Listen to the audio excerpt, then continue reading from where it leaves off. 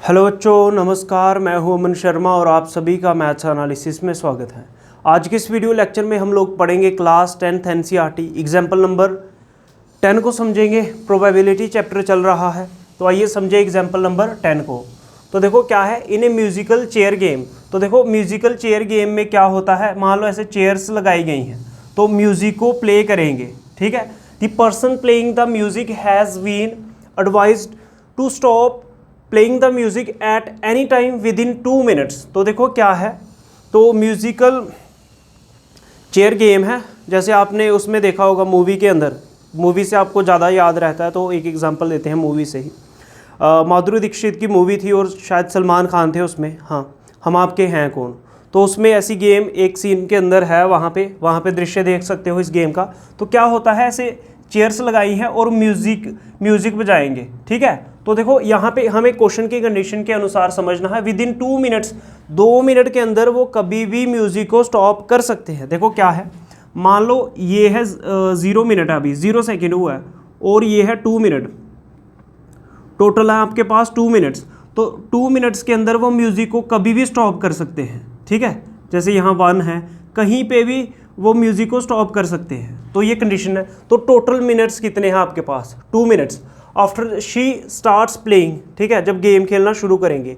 What is the probability that the music will stop with in the first half. बच्चों जहाँ पर data मिले वहाँ पे अच्छे से देख लो। तो इस चीज़ की क्या प्रोबेबिलिटी है, इस चीज़ की क्या संभावना है कि म्यूज़िक जो है वो स्टॉप होगा with in the first half minute after starting से फर्स्ट हाफ मिनट में वो म्यूज़िक स्टॉप कर लेंगे, इसकी क्या प्रोबेबिलिटी है। तो देखो फर्स्ट हाफ का मतलब होता है आधा, मतलब 1/2। तो मतलब ये जो 1/2 है ये है आपका फेवरेबल केस, मतलब फेवरेबल आउटकम। और टोटल मिनट्स कितने हैं, 2, तो ये है टोटल आउटकम्स। बोलो बच्चों समझ में आया। तो आपको कुछ नहीं करना प्रोबेबिलिटी फाइंड करने के लिए, एक तो फेवरेबल जिसकी प्रोबेबिलिटी फाइंड करनी है वो चीज़ ढूंढ लेनी है क्वेश्चन के अंदर में से, और टोटल क्या है वो ढूंढ लेना। टोटल नीचे लिख लेना है और फेवरेबल ऊपर लिख लेना है, यही प्रोबेबिलिटी का क्वेश्चन है। तो आइए इसका सोल्यूशन लिखें। Here total possible outcomes equals to कितना, 2 मिनट्स। कितने हैं, 2 मिनट्स, ठीक है। टोटल पॉसिबल मिनट्स जो है, टोटल पॉसिबल आउटकम क्या हो जाएंगे, जो 2 मिनट्स दिए हैं। और फेवरेबल आउटकम्स क्या होंगे, ठीक है, फेवरेबल आउटकम्स फेवरेबल होंगे जिसकी प्रोबेबिलिटी फाइंड करनी है। प्रोबेबिलिटी किसकी फाइंड करनी है, फर्स्ट हाफ क्या होता है, मतलब आधा मिनट, ठीक है। आधे मिनट में मान लो वो म्यूज़िक को स्टॉप कर देंगे। तो अब देयरफॉर प्रोबेबिलिटी किसकी, फर्स्ट हाफ की, probability of first half minute after starting, ठीक है।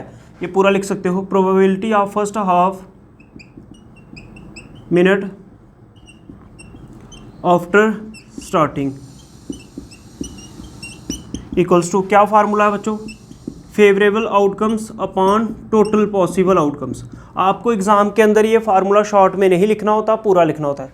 फेवरेबल मतलब किसकी बात कर रहा है, फर्स्ट हाफ मिनट, वो कितना है 1/2 अपॉन टोटल पॉसिबल आउटकम्स, मतलब टोटल मिनट्स कितने हैं, 2 मिनट्स हैं। तो देखो बच्चों अगर कहीं पे 1/2 लिखा है, अपॉन 2 है, तो 2 के नीचे कुछ नहीं होता, 1 होता है। 1 2 3 4 कितनी टर्म्स आ रही हैं, 4। तो आपको क्या करना होता है, फर्स्ट 2 टर्म्स ऐसे ही लिखनी होती है, जो नीचे टर्म्स आ रही हैं इनको उल्टा कर देना है, मतलब इनका रेसिप्रोकल ले लेना है। 2/1 है तो उल्टा करके 1/2 आ जाएगा। 1 × 1 कितना होता है 1, और 2 × 2 कितना होता है 4। मतलब इस चीज़ को सॉल्व करके आ जाएगा 1/4। तो ये आपका एग्जाम्पल नंबर 10 का सोल्यूशन है, अच्छे से नोट कर लो इसको।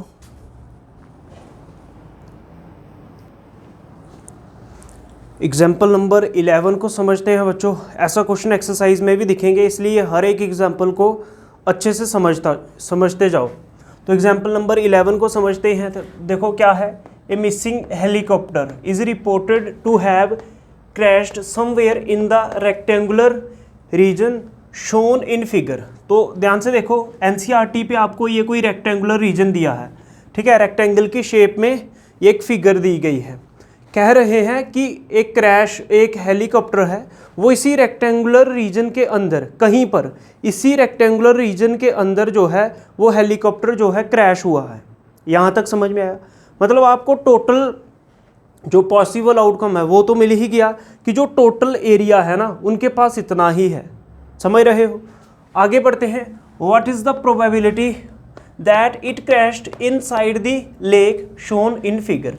और यहाँ पे आपके एनसीईआरटी के ऊपर एक लेक बनी हुई है, एक झील, लेकिन हमें प्रोबेबिलिटी किसकी फाइंड करनी है कि वो झील के अंदर, इस लेक के अंदर क्रैश हुआ। तो मतलब फेवरेबल केस ये हुआ, प्रोबेबिलिटी जिसकी निकालनी है वो फेवरेबल केस होता है। और जो टोटल उसने एरिया बोला है कि इसी के अंदर कहीं क्रैश हुआ तो वो टोटल है। टोटल वैल्यू नीचे लिखते हैं और फेवरेबल ऊपर लिखते हैं, प्रोबेबिलिटी आ जाएगी। तो पहले हमें एरिया फाइंड करना पड़ेगा। तो देखो मैं लिखूँगा, सोल्यूशन कर रहे हैं, हेयर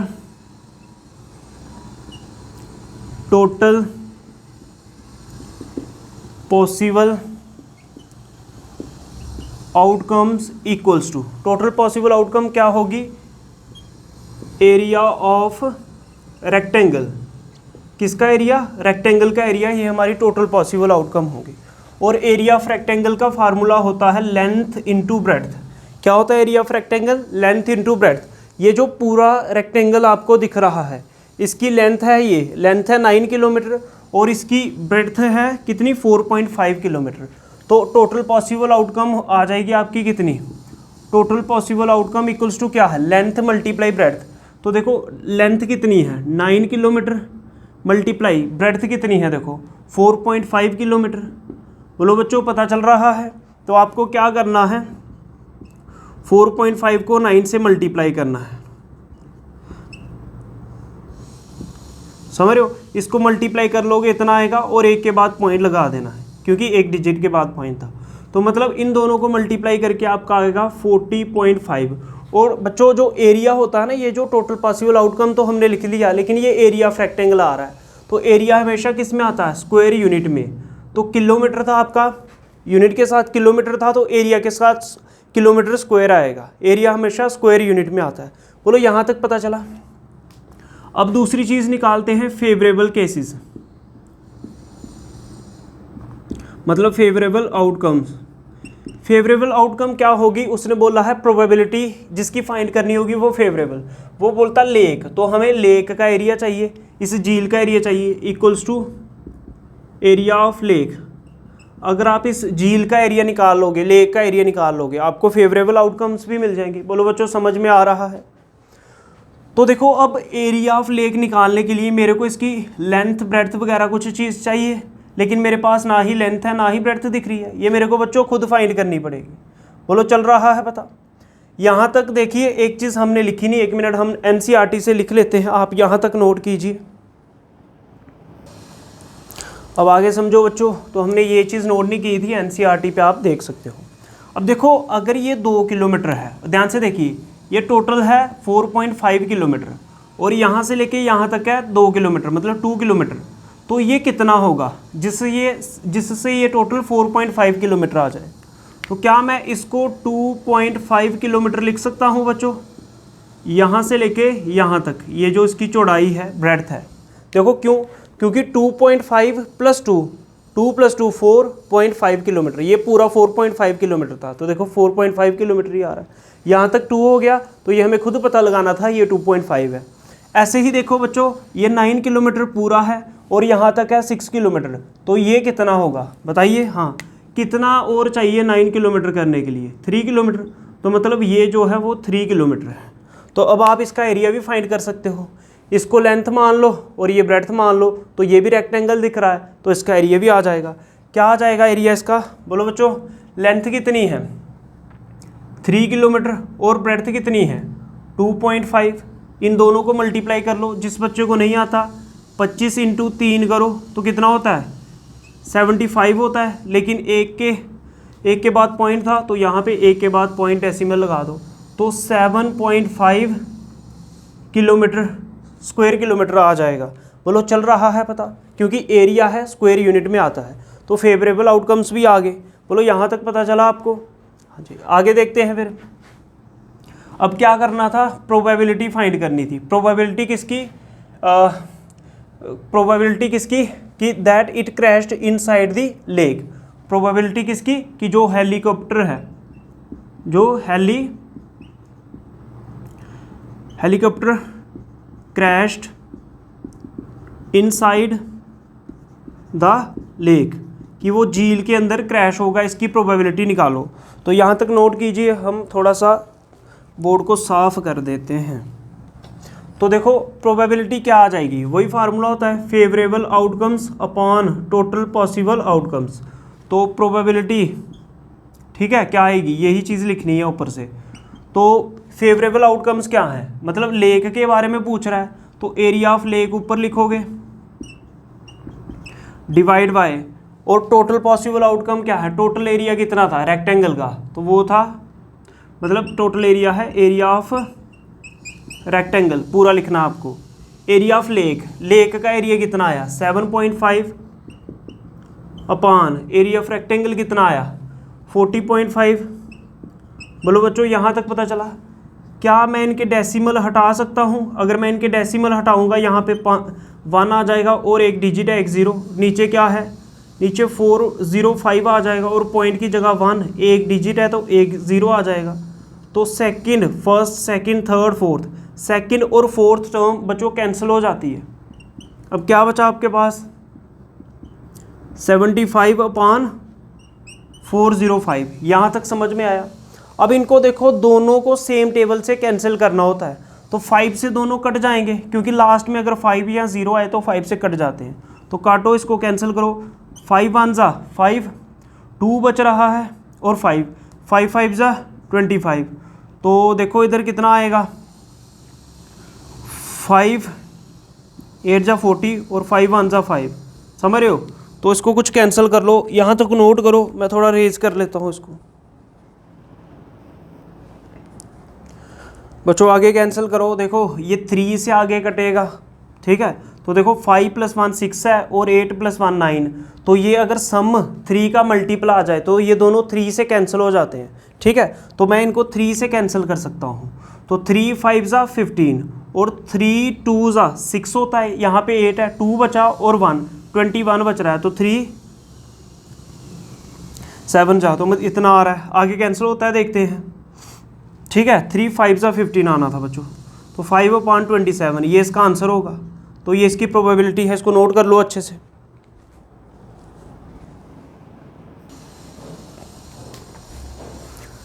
एग्जाम्पल नंबर 12 को समझते हैं बच्चों। तो क्या है, एक cotton consist of 100 shirts.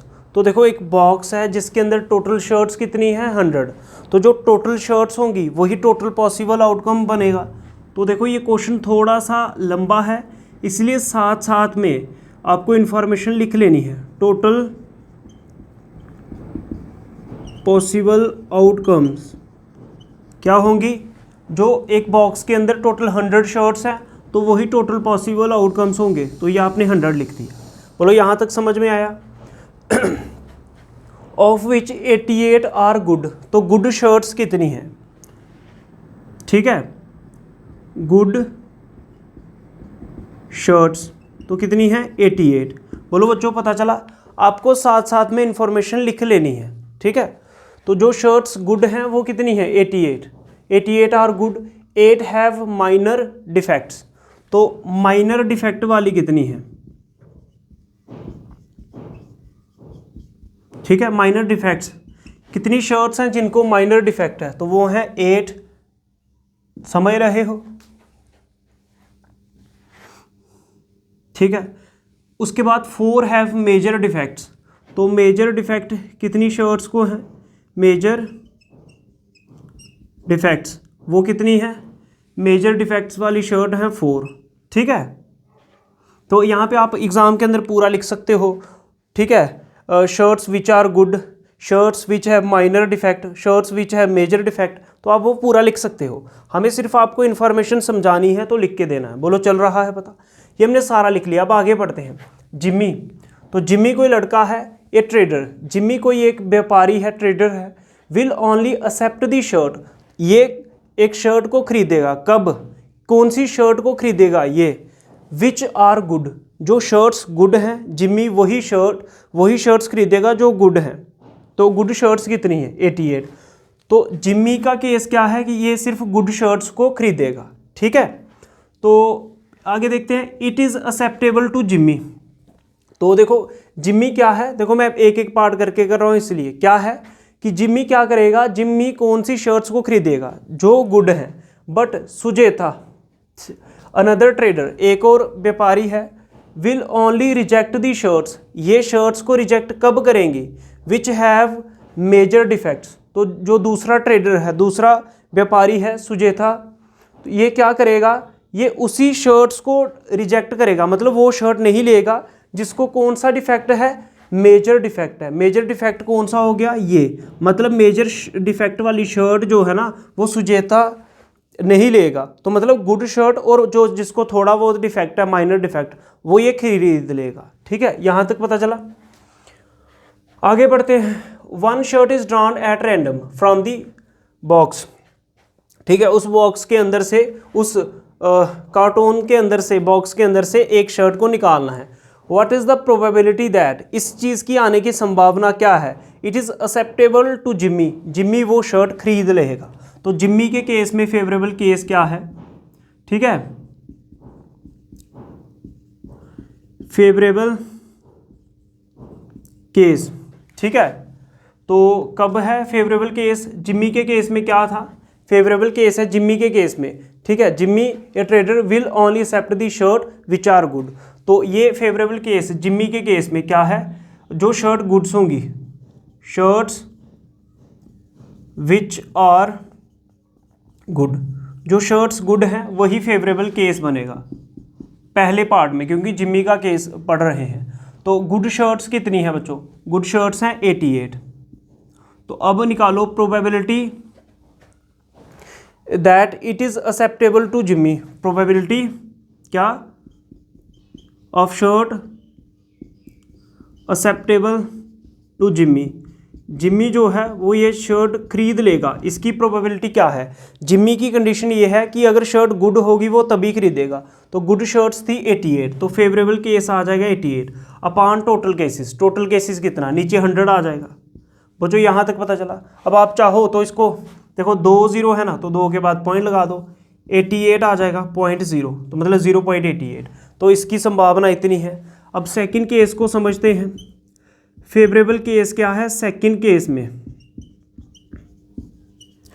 Favourable case या फेवरेबल आउटकम्स भी लिख सकते हो, एक ही चीज़ है, ठीक है। फेवरेबल केस या केसेस एक ही चीज़ है, फेवरेबल आउटकम भी एक ही चीज़ है। तो सेकंड केस में क्या है, सुजेता के लिए हमें कंडीशन चेक करनी है कि इसकी प्रोबेबिलिटी क्या आएगी। अब जो सुजेता थी इसके लिए क्या है, ये ओनली रिजेक्ट, ये तभी रिजेक्ट करेगी अगर जो शर्ट्स है ना उसमें मेजर डिफेक्ट होगा। मतलब अगर तो ये मेजर डिफेक्ट है तो ये इसको मेजर डिफेक्ट वाली शर्ट जो है सुजेता जो है वो नहीं लेगी। तो मतलब सुजेता कौन सी शर्ट्स को ले लेगी, सुजेता कौन सी शर्ट्स को ले लेगी, जो गुड शर्ट्स हैं प्लस जो माइनर डिफेक्ट वाली हैं। कौन सी, माइनर डिफेक्ट वाली। तो समझ रहे हो, गुड शर्ट्स कितनी है 88 प्लस माइनर डिफेक्ट वाली कितनी है 8, तो इन दोनों को सुजेता ले लेगी। फेवरेबल केस यहाँ पे कौन सा है, सुजेता के केस में गुड शर्ट्स प्लस जिसमें माइनर डिफेक्ट है, मतलब थोड़ी सी खराबी है। ध्यान से सुनते जाओ बच्चों, उसने बोला है सुजेता जो है अगर तो मेजर डिफेक्ट है, काफ़ी ज़्यादा ख़राब शर्ट है, फिर नहीं लेगी। इसका मतलब माइनर और गुड वाली शर्ट्स वो ले लेगी, ठीक है। तो इस केस में कितनी आ जाएंगी, गुड शर्ट्स कितनी थी 88 प्लस माइनर डिफेक्ट, थोड़ा सा डिफेक्ट कितनी शर्ट्स को है 8 को, तो 88 प्लस 8 करो तो कितना आ जाएगा, बोलो बच्चों 96 आ जाएगा। तो अब इसकी प्रोबेबिलिटी निकालो, प्रोबेबिलिटी किसकी, सुजेता की। तो प्रोबेबिलिटी किसकी, शर्ट्स एक्सेप्टेबल टू सुजेता, जो सुजेता है वो शर्ट ले लेगी, इसकी प्रोबेबिलिटी क्या है। तो फेवरेबल केस, फेवरेबल मतलब 96 शर्ट्स वो खरीद लेगी, और टोटल शर्ट्स कितनी है 100, 96 अपॉन 100 इसकी प्रोबेबिलिटी आ जाएगी। 2 0 आ रहे हैं तो 2 के बाद पॉइंट लगा दो, 96.0, 2 के बाद डेसिमल लगा दो, तो ये दोनों की प्रोबेबिलिटी है। इस एग्जाम्पल को भी नोट कर लो। इसके बाद जो नेक्स्ट एग्जाम्पल है वो और भी ज़्यादा इंपॉर्टेंट है। समझ में आ रही है बच्चों बात? तो इसको नोट करो अच्छे से, हम इसको बोर्ड को साफ कर लेते हैं।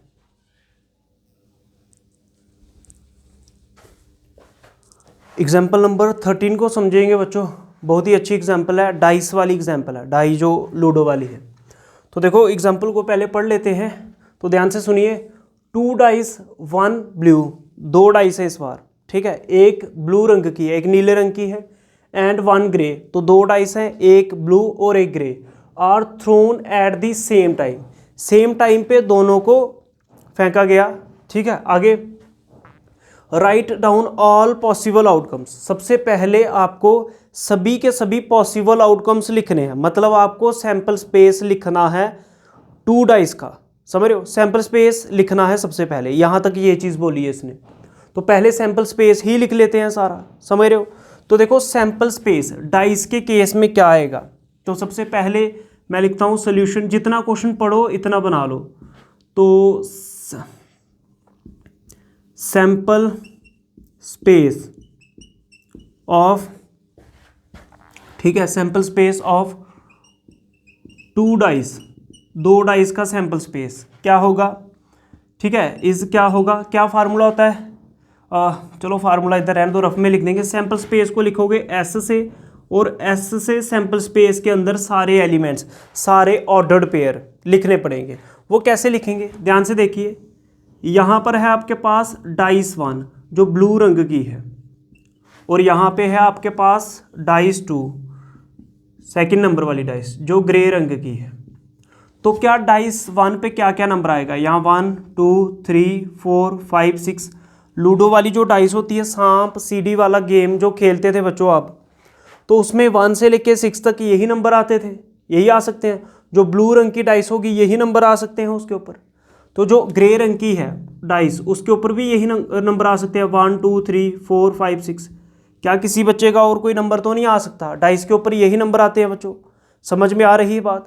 तो सैंपल स्पेस कैसे आएगा, देखो मान लो मैंने लूडो वाली डाइस को फेंका, ब्लू डाइस पे 1 आया और ग्रे पे भी 1 आ सकता है। ये 1 1 ये एक ऑर्डर्ड पेयर बनेगा, मतलब ये एक एलिमेंट बनेगा, ये एक सैंपल पॉइंट बनेगा सैंपल स्पेस के अंदर।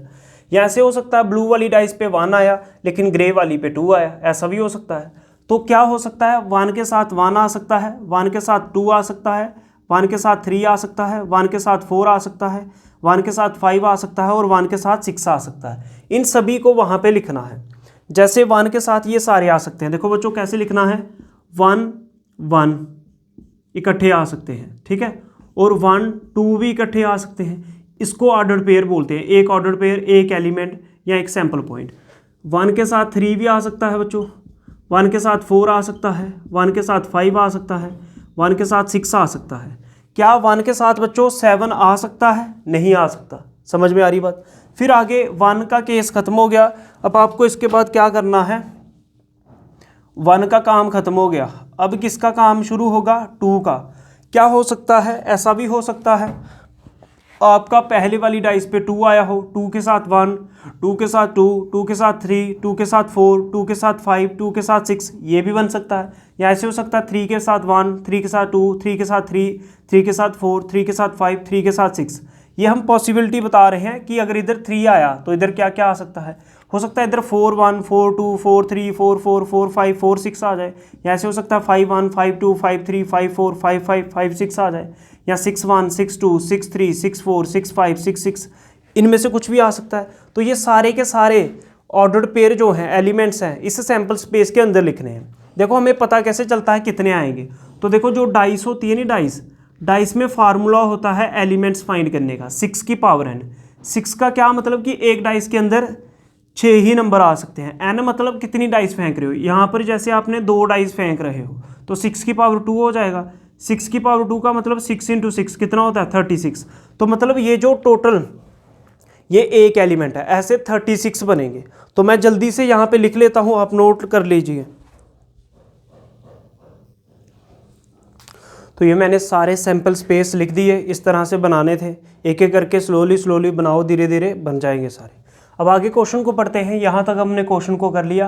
What is the probability that the sum, ध्यान से देखिए, सम का मतलब प्लस करके, ठीक है, सम ऑफ टू नंबर्स, दोनों नंबर्स को प्लस करके appearing on the top of dice is, तो क्या मतलब हुआ इसका, जैसे मान लो मैंने डाइस, एक हाथ में ब्लू डाइस पकड़ी है, एक हाथ में ग्रे, तो दोनों को मैंने फेंका, तो सम करके, जैसे इधर मेरा 2 आया, इधर 6 आया, तो 2 और 6, 2 + 6 कितना 8, तो सम करके उसकी प्रोबेबिलिटी निकालनी है। फर्स्ट पार्ट है जब 8 आएगा, तो मैं पहले यहीं से शुरू करता हूँ, तो ध्यान से देखते जाइए। यहाँ पे आपको दिख रहा है, एक बार मैं चेक कर लेता हूँ बच्चों, हाँ जी दिख रहा है। अब देखते हैं, तो देखो सबसे पहले आपको लिखना है टोटल पॉसिबल आउटकम्स, तो टोटल पॉसिबल आउटकम्स आपकी होंगी 36। बताओ बच्चों कैसे, ये जो टोटल पॉसिबल क्या केसेस बन सकते हैं 36। अब फेवरेबल केसेस क्या है, फर्स्ट पार्ट को कर रहे हैं बच्चों। अब फर्स्ट पार्ट में क्या है कि उसने बोला है the sum of the two number appearing 8, तो मैं फर्स्ट फेवरेबल केस हमारा क्या बन गया, favourable outcome equals to, favourable outcomes क्या बनी, sum of two numbers equals to 8। हमें वो लेने हैं जिनका सम करके 8 आए, तो पहले मैं वो ऑर्डर्ड पेयर देख लेता हूँ, सम करके 8 किस किस के केस में आ रहा है। तो देखो 8, जैसे 1 + 1 कितना आ रहा है 2, तो ये नहीं लेना, हमें वो नंबर लेने हैं जिसमें सम करके 8 आए। तो देखो इसमें 1 और 6 भी 7 है, ये भी नहीं लेना।